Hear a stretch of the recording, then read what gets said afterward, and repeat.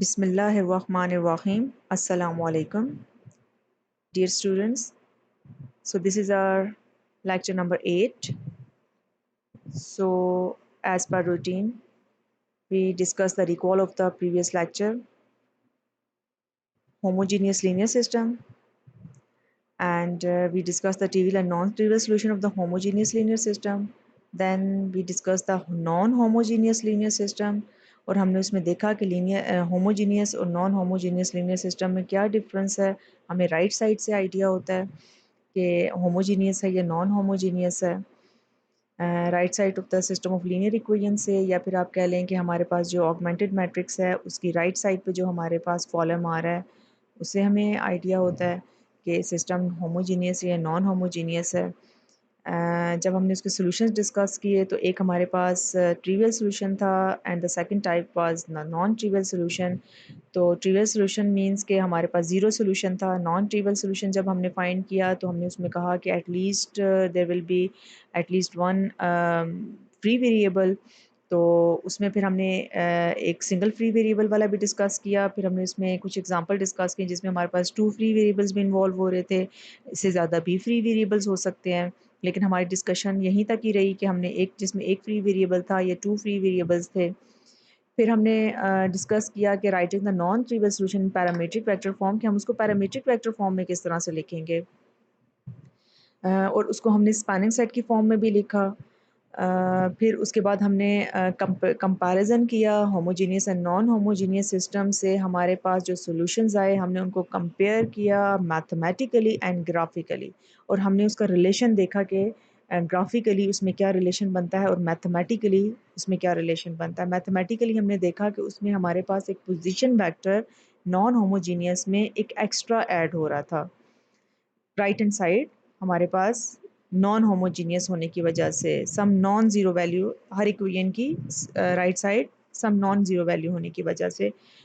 और फिर उसके बाद हम लोगों ने जब कंपैरिजन किया तो ग्राफिकली, तो उसमें हमने ग्राफ में क्या चीज़ देखी कि हमें जब हमने हमारे पास स्पैनिंग सेट में एक वेक्टर आ रहा था, एक हमारा वो वाला केस था.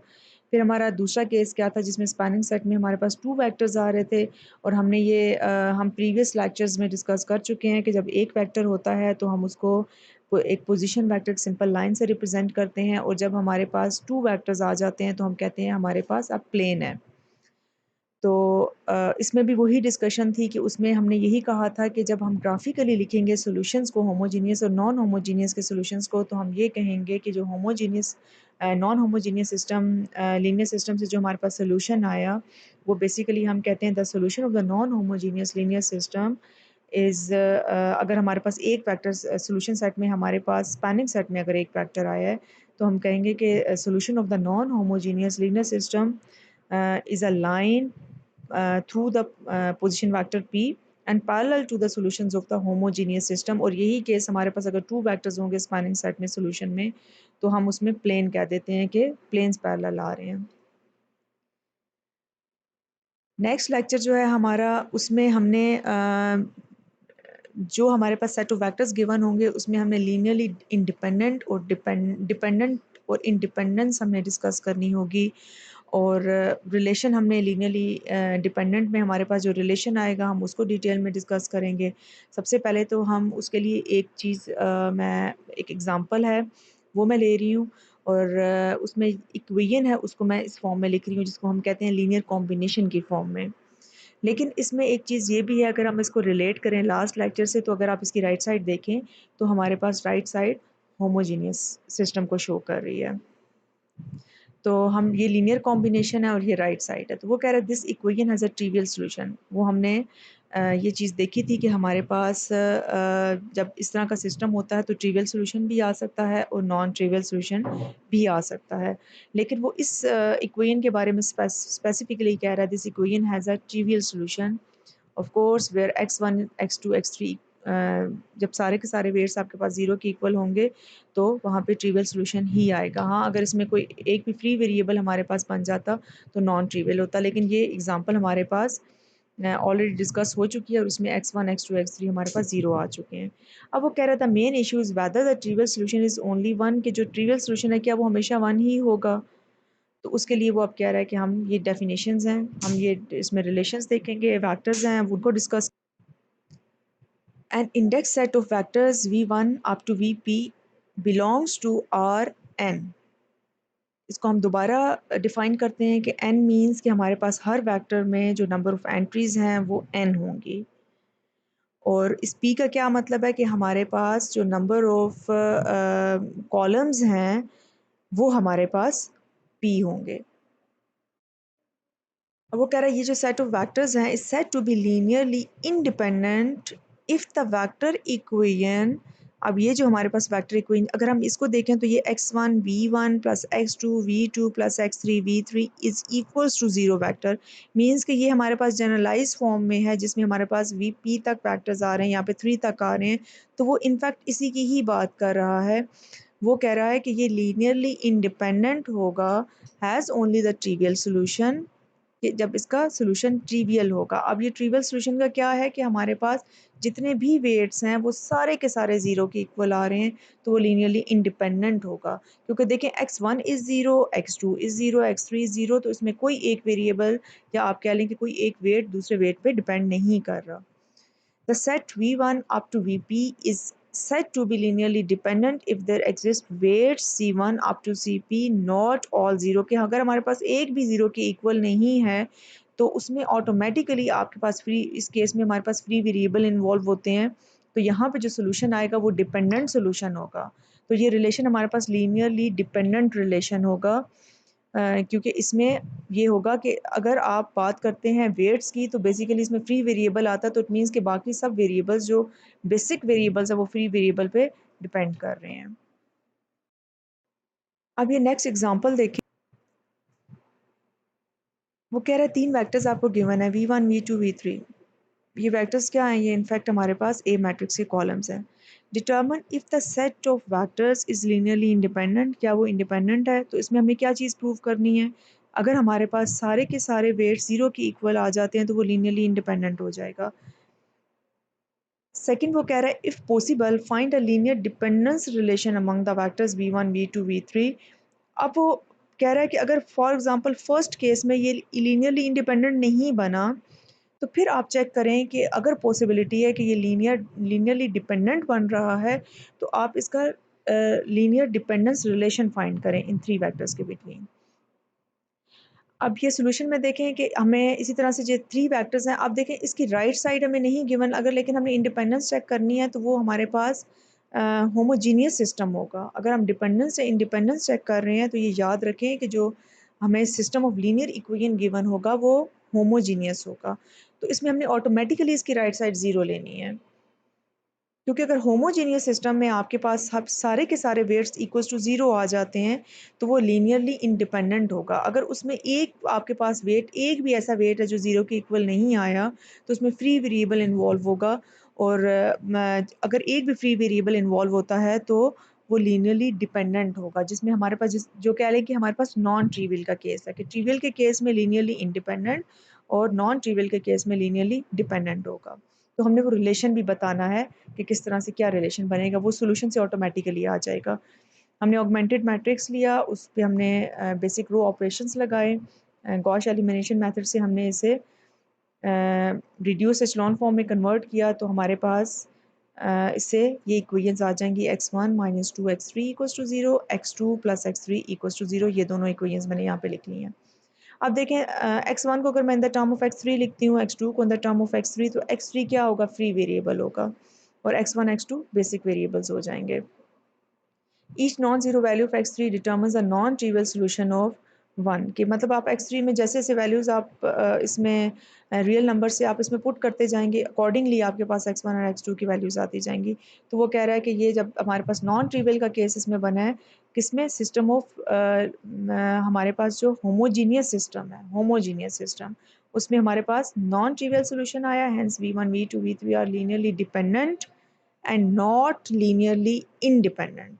जब हमने, क्योंकि इसने हमसे लीनियरली इंडिपेंडेंट का भी पूछा है, तो आप यहाँ पे दोनों मेंशन करेंगे, लीनियरली डिपेंडेंट बन रहा है एंड नॉट लीनियरली इंडिपेंडेंट। अब हम रिलेशन फाइंड करते हैं कि हमें ये तो पता चल गया कि लीनियरली डिपेंडेंट है, तो लीनियर डिपेंडेंस रिलेशन हम फाइंड करेंगे among the vectors.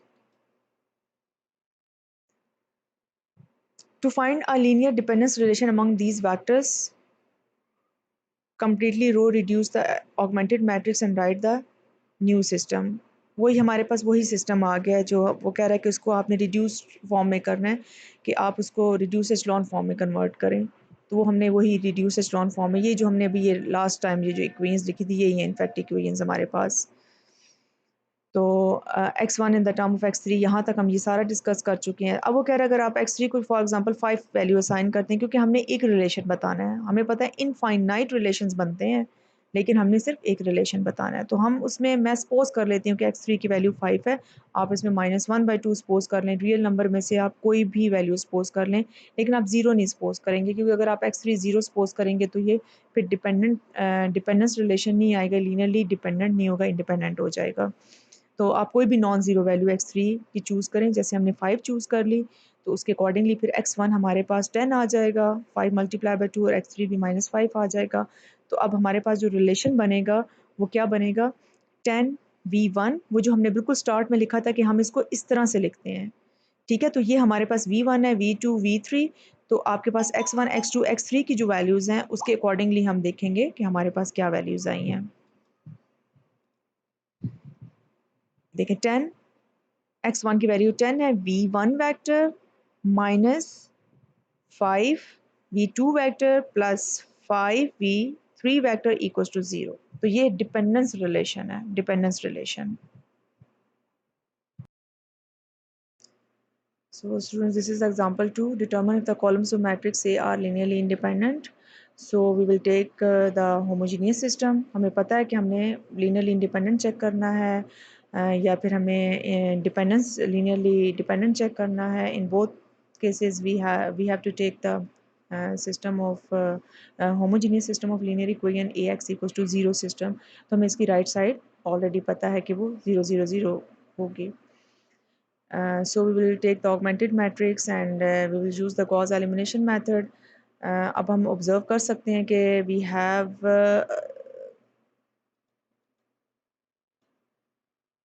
have pivot in every row. हमारे पास हर रो के अंदर एक pivot involve हो रही है और ये pivot किस में आ रही है, कोफिशिएंट मैट्रिक्स में।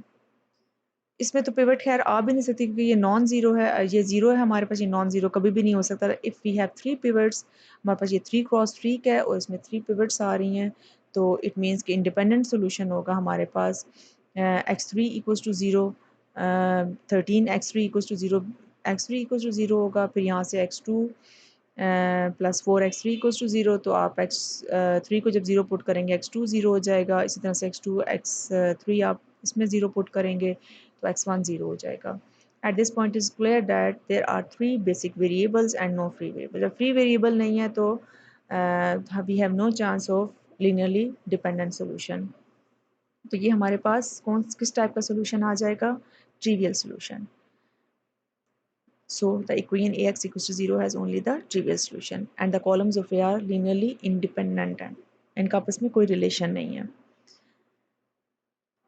आप ये यहाँ पे डिफ़ाइन कर रहा है, उसी चीज़ को डिफ़ाइन कर रहा है, linear independence of the matrix columns.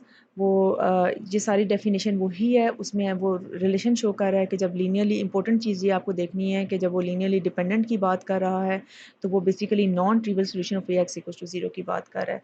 जब वो लीनियरली इंडिपेंडेंट की बात कर रहा है तो वो trivial solution of x equals to 0 की बात कर रहा है। तो ये आप देख लीजिएगा। नेक्स्ट एग्जांपल है, नेक्स्ट एग्जांपल में बात वो वही करेगा नॉन ट्रिवियल सॉल्यूशन की, लेकिन way of asking is different. कि वो कह रहा है कि ये आपको ए मैट्रिक्स है, ये आपको गिवन है, observe that the first column minus 3 times the second column equals the third column. इसका क्या मतलब हुआ कि v3 is equals to v1 minus 3v2। ये आपके पास वो कह रहा है कि ये रिलेशन अगर आप ऑब्जर्व करें तो ये रिलेशन बनता है कि v3 is equals to v1 minus 3v2। Find a non trivial solution of ax equals to 0। जब रिलेशन बन जाता है, आप देखें लास्ट जो हमने एग्जांपल की है उसमें हमने कहा था कि v1 v2 v3 जो है इन तीनों कॉलम्स का इंडिपेंडेंट रिलेशन है, तो ये लीनियरली इंडिपेंडेंट है तीनों कॉलम्स, कि एक दूसरे पे डिपेंड नहीं कर रहे। लेकिन अगर एक कॉलम को हम in the term of the other columns हम लिख सकते हैं तो ये लीनियरली डिपेंडेंट होता है, ये इसमें नॉन ट्रिवियल सॉल्यूशन आता है। एक तो आपके पास ये ऑप्शन है, अब यहाँ पे उसने खुद से आपको दे दिया, observe that the first column -3 times first column -3 times the second column is equals to the third column.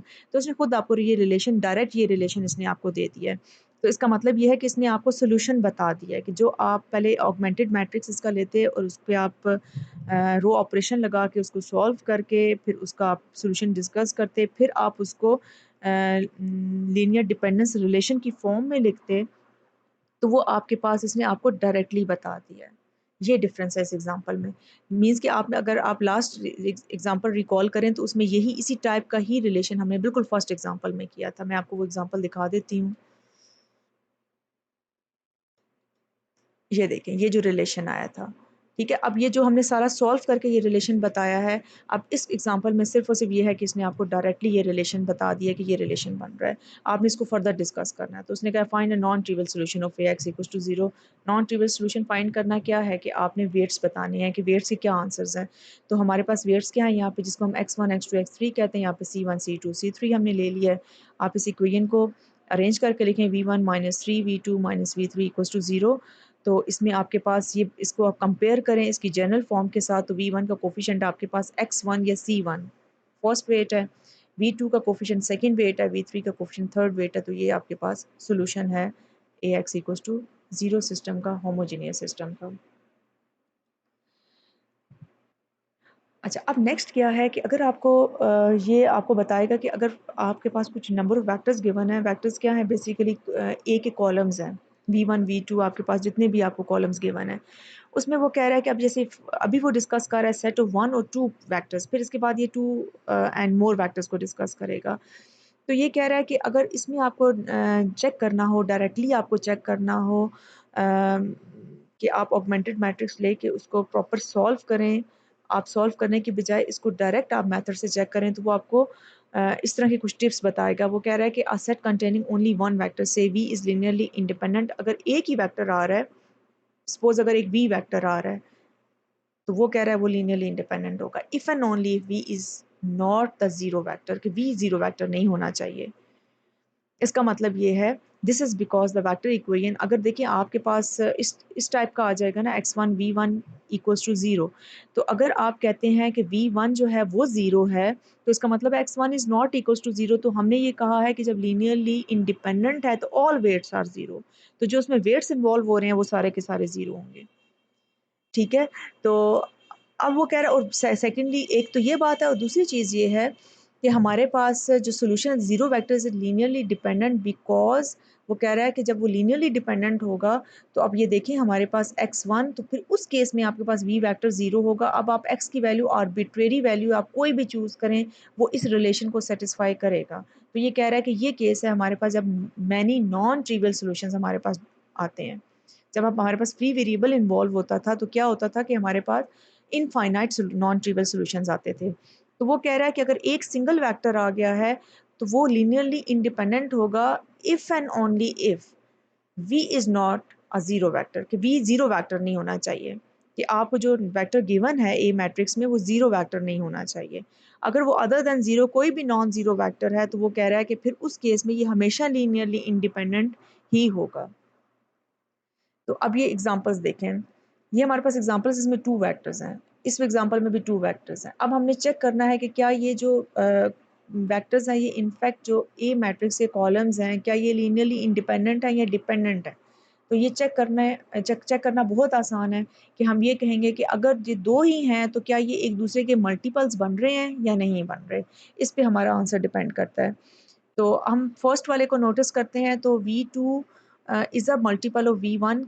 वो कह रहा है कि अगर v2 is equals to 2v1 अगर हम लिख लें, तो हमारे पास वही लीनियरली डिपेंडेंस रिलेशन बन जाता है।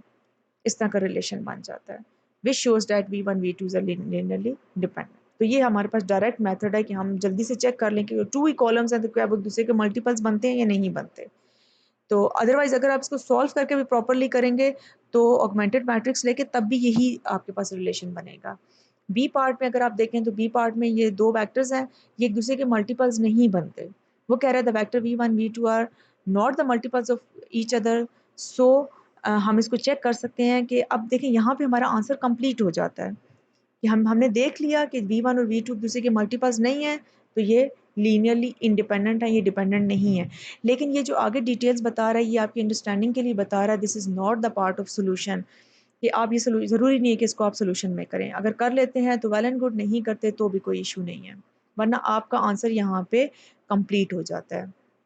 ये बता के आप साथ ही कह दें कि the set of vectors v1 v2 is linearly independent, तो यहाँ पे कंप्लीट हो जाएगा।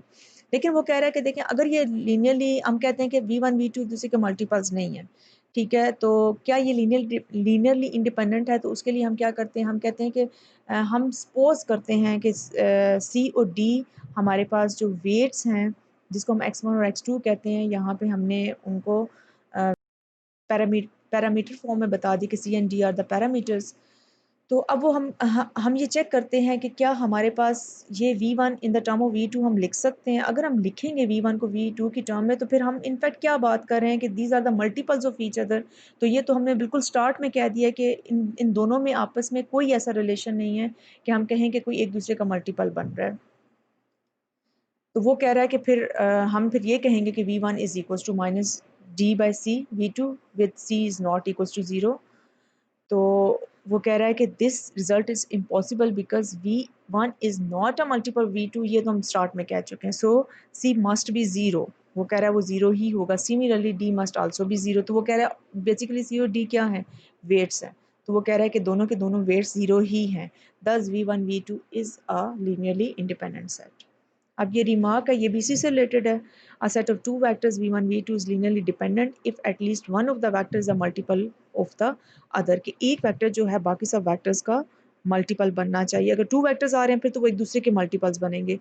अदरवाइज आगे हम इसको जनरलाइज करके ज़्यादा वेक्टर्स के लिए भी एक्सप्लेन करते हैं। फिलहाल आप यहाँ तक यही आपकी अंडरस्टैंडिंग काफ़ी है कि v1 और v2 एक दूसरे के मल्टीपल्स बन रहे हैं। The set is linearly independent if and only if neither of the vectors is a multiple of the other, के एक दूसरे के मल्टीपल्स ना बने। अब वो कह रहा है सेट ऑफ टू और मोर वेक्टर्स। अब यहाँ पे वो आपको टू वेक्टर्स या टू से ज़्यादा आपके पास आ जाते हैं। जैसे हमारे पास नॉर्मली जो है वो ज़्यादा कॉलम्स होते हैं, तो उसके लिए वो कह रहा है क्या है, थ्योरम 8 में वो कह रहा है if a set contains more vectors than there are entries in each vectors, कि वो कह रहा है कि अगर आपके पास जैसे ये वेक्टर्स हैं v1 अप टू vp, वो कह रहा है कि ये नंबर ऑफ जो वेक्टर्स हैं ये ज़्यादा हो रहे हैं किससे, एंट्रीज से। और एन एंट्रीज को शो करता है ना, एन शो करता है कि v1 की एन एंट्रीज हैं। तो हम इसको p को कहते हैं if p, in other words हम कहेंगे if p is greater than n, तो हमारे पास लीनियरली डिपेंडेंट रिलेशन बन जाएगा। जो आपको set of vectors given, set of equations given है, लीनियर इक्वेशन, वो लीनियरली डिपेंडेंट होंगी। कि अगर आपके पास नंबर ऑफ, इसको हम इन अदर वर्ड्स कहेंगे कि अगर number of unknowns number of equation से सॉल्यूशन में एक्सीड कर जाते हैं, तो वहाँ पे, क्योंकि वहाँ पे फ्री वेरिएबल इन्वॉल्व हो जाता है। तो रिमार्क में वो कह रहा है above result says nothing about the case in which the number of vectors in the set does not exceed the number of entries in each vector. वो कह रहा है ऐसा ना हो कि अगर आपके पास n is greater than p आ रहा है तो आप उसमें लिखते हैं कि लीनियरली इंडिपेंडेंट है। तो ऐसा वो कह रहा है कि उसने कुछ भी नहीं बताया, उसने सिर्फ एक तरफ का रिलेशन बताया, if P is greater than N, तो वो कह रहा है कि वो लीनियरली डिपेंडेंट होगा। तो आप इसे कन्वर्स स्पेस में कोई if and only fee condition नहीं है। तो वो कह रहा है कि इसके बारे में उसने कोई स्टेटमेंट नहीं दी, nothing about the case when n is greater than p। Theorem 9, if a set s जो वेक्टर्स का सेट है belongs to R and contains the zero vector, वो कह रहा है अगर इसमें से ये, क्योंकि हमारे पास ए मैट्रिक्स बनाता है ना ये सेट ऑफ वेक्टर्स, तो वो कह रहा है एक कॉलम भी आपके पास जीरो कॉलम बन गया है। इन अदर वर्ड्स वो ये कह रहा है, या फिर हम कहेंगे कि एक वेक्टर भी इसमें जीरो वेक्टर है, मींस कि उसकी सारी की सारी एंट्री जीरो हैं, then the set is linearly dependent. तो दूसरा वो कह रहा है कि डिपेंडेंट होने का इस तरह से आपके पास ऑप्शन आएगी। अब हम इसको एग्जांपल्स पे ट्राई करते हैं। Determine by inspection if the given set is linearly dependent. वो कह रहा है कि आपने अब इसको सॉल्व नहीं करना, इसी तरह से ही आप चेक करके बताएंगे। अब ए में देखें, एग्जांपल ए में आपके पास 4 वेक्टर्स गिवन है। अगर हम इन 4 वेक्टर्स को देखें तो हमारे पास इनकी एंट्रीज कितनी है। वेक्टर्स को हम रिप्रेजेंट करते हैं p से। यहाँ पे p की वैल्यू क्या आपके पास आ रही है, here p is equals to 4, और हमारे पास n, हमने कहा है कि this belongs to R n, किससे बिलोंग कर रहा है यहाँ पे R3 से, तो n आपके पास क्या है, n इज इक्वल्स टू 3। तो अब देखें यहाँ पे p आपके पास ग्रेटर देन n बन रहा है। तो इसमें उसने क्या कहा था कि जब आपके पास number of vectors number of entry से इंक्रीज करेंगे तो बाय थ्योरम 8, ये जो हमने इसको थ्योरम 8 बोला है, इसको थ्योरम 9 बोला है, तो वो कह रहा है बाय थ्योरम 8 आपके पास सेट इज लीनियरली डिपेंडेंट, तो डिपेंडेंट हो जाएगा। अब यहाँ पे बी में देखें, बी में आपके पास अगर आप यहाँ पे ये अप्लाई करने की कोशिश करेंगे तो हमने ये उसी में ही जहाँ पे हमने थ्योरम 8 बताया हमने साथ ही स्टेट कर दिया था कि यहाँ पे ऐसा कुछ भी नहीं होगा, इसमें कन्वर्स में आप कहें N is greater than P या फिर ये इक्वल आ रहे हैं तो हम उसमें कुछ आंसर कर सकेंगे नहीं। बी में वो कह रहा है theorem 8 does not apply here because the number of vectors does not exceed the number of entries in each vector, तो हम बस अप्लाई नहीं कर सकते, सिंपल सा ये आंसर है। लेकिन हम थ्योरम 9 अप्लाई कर सकते हैं क्योंकि थ्योरम 9 में उसने ये कहा था कि अगर कोई एक कॉलम भी आपके पास या एक वेक्टर भी जीरो वेक्टर बन जाता है तो तब भी ये लीनियरली डिपेंडेंट ही होगा बाय थ्योरम 9। अब सी में देखें, अब टू वेक्टर्स आ गए हैं तो टू वेक्टर्स में हम वही मल्टीप्लिकेशन के एक दूसरे के मल्टीपल्स बनते हैं या नहीं बनते, हम वो वाली प्रॉपर्टी लगाएंगे। तो अगर हम इन दोनों को कंपेयर करें तो वो कह रहा है compare the corresponding entries of the two vectors, the second vector seems to be -3/2 times the first vector. लग रहा है कि -3/2 टाइम्स आप फर्स्ट वेक्टर से मल्टीप्लाई करें तो सेकंड वेक्टर के इक्वल होगा, लेकिन वो कह रहा है this relation holds for the first 3 pairs of entries, कि इन तीन एंट्रीज के लिए तो वो होल्ड कर रहा है लेकिन लास्ट एंट्री पे जाके ये फेल हो जाता है, फोर्थ एंट्री पे। तो वो कह रहा है फिर जब फोर्थ एंट्री पे फेल हो गया इट मीन्स कि ये ओवरऑल फेल हो गया है, तो वो कह रहा है कि इसका मतलब ये है कि ये एक दूसरे के मल्टीपल्स नहीं बन रहे। तो हमने कहा कि जब टू वेक्टर्स गिवन है वो दूसरे के मल्टीपल्स नहीं हैं तो हम क्या कहेंगे कि वेक्टर्स आर लीनियरली इंडिपेंडेंट। तो ये हम बाय इंस्पेक्शन इस तरह से हम बताएंगे। नेक्स्ट स्टूडेंट्स क्वेश्चंस हैं, टू क्वेश्चंस हैं। Find a non trivial solution A X is equals to zero vector. वो ट्रिवियल नॉन ट्रिवियल हम एक बार फिर मैं आपको बता दूं कि जब ट्रिवियल नॉन ट्रिवियल की बात आएगी तो हमने होमोजीनियस सिस्टम लेना है। हमें ये खुद अंडरस्टूड होना चाहिए, चाहे वो अब ए मैट्रिक्स जैसे उसने दे दिया राइट साइड नहीं गिवन, हमें पता होना चाहिए कि जब वो लीनियरली डिपेंडेंट और इंडिपेंडेंस की बात कर रहा है तो वो होमोजीनियस सिस्टम की बात कर रहा है। ए मैट्रिक्स आपको ये गिवन है। अब वो कह रहा है notice that the third column is the sum of the first two columns. अब देखें वो आपको सारा सॉल्व करके डायरेक्ट आपको रिलेशन बता रहा है। You don't need any computation for the answer of this question. आपको कोई कंप्यूटेशन नहीं करनी, आपको सिंपल क्या करना है, नॉन ट्रिवियल सोल्यूशन फाइंड करना है। तो नॉन ट्रिवियल सोल्यूशन जब आप रिलेशन फाइंड कर लेंगे तो आपके पास जितने भी वैक्टर्स आएंगे रिलेशन में x1 v1, अब जैसे थ्री वैक्टर्स हैं x1 v1 plus x2 v2 plus x3 v3, तो इसमें x इक्वल्स टू 0, तो आपके पास ये जो x1 x2 x3 है ये क्या है, ये वेट्स हैं। यही आप फाइंड करना, basically non trivial solution find करना है। तो वो जब जो आपको रिलेशन बता रहा है वो आपको सिंपल यहाँ पे इस फॉर्म में ये रिलेशन लिखना है, तो बाकी आंसर्स आपके पास आपको सामने नजर आ जाएंगे। नेक्स्ट क्वेश्चन देखें, without any computation decide whether the given vectors are linearly dependent और लीनियरली इंडिपेंडेंट। ये आपने बिल्कुल वैसे ही करना है जैसे मैंने आपको ये क्वेश्चन करवाया है कि आपने सॉल्व नहीं करना है इसको, ठीक है, कोई आपने इसको कंप्यूट नहीं करना, कोई ऑगमेंटेड मैट्रिक्स लेके सॉल्व नहीं करना, आपने डायरेक्ट जो आपको मैंने थ्योरम्स बताए हैं वो आपने अप्लाई करने हैं। टू वेक्टर्स के मैंने आपको जो थ्योरम बताया कि टू वेक्टर्स की बात होगी, यहाँ पे टू वेक्टर्स की बात नहीं कर रहा। अगर टू वेक्टर्स होते तो आप उसको कह देते कि हाँ जी, अगर दो वेक्टर्स हैं तो हम कहेंगे कि एक दूसरे के मल्टीपल्स बन रहे हैं या नहीं बन रहे। अब यहाँ पे तीन वेक्टर्स हैं तो इसका मतलब है यहाँ पे आप इसको थ्योरम 8 और थ्योरम 9 की हेल्प से आप तकरीबन इन चारों को बता सकते हैं। और स्टूडेंट्स आप लोग ट्राई करें कि आप लोग जो प्रैक्टिस क्वेश्चंस मैं आप लोगों को दे रही हूँ, अगर आप लोग ये प्रैक्टिस क्वेश्चन कर लेते हैं, इस लेक्चर में इतना ज़्यादा कुछ भी नहीं था, ये पिछले लेक्चर से रिलेट कर रहा था, ठीक है। आपने जो होमोजीनियस सिस्टम और non homogeneous system last lecture में किया है उसमें आपने सिर्फ और सिर्फ ये किया कि होमोजीनियस सिस्टम हमने उठाया और उसमें हमने जो ट्रिवियल और नॉन ट्रिवियल सॉल्यूशंस फाइंड किए थे उसको फर्दर हमने बताया कि जो ट्रिवियल सॉल्यूशन है वो बेसिकली आपके पास जो सॉल्यूशन दे रहा है वो लीनियरली इंडिपेंडेंट सॉल्यूशन है, और जो नॉन ट्रिवियल सॉल्यूशन आपके पास आ रहा है वो जो आपको सॉल्यूशन दे रहा है वो लीनियरली डिपेंडेंट सॉल्यूशन है, और उसको आपने लिखना किस तरह से है। तो इसके अलावा हम लोगों ने 2-3 थ्योरम्स हमने किए जिससे हमें डायरेक्टली पता चल गया कि अगर हमें वेक्टर्स गिवन है मीन्स कि हमारे पास एक के अगर कॉलम्स गिवन है तो हम उसे डायरेक्टली कैसे बता सकते हैं कि हमारे पास ये लीनियर डिपेंडेंट है या इंडिपेंडेंट है। तो इसमें लेक्चर में आपने ये दोनों क्वेश्चंस में 5 मिनट्स हार्डली लगेंगे, ये दोनों क्वेश्चंस आप अटेम्प्ट कर लेंगे। तो ये आपने अटेम्प्ट करने हैं, अगर कोई प्रॉब्लम हुई तो इंशाल्लाह हम क्लास में डिस्कस कर लेंगे। Thank you so much. अल्लाह हाफ़िज़।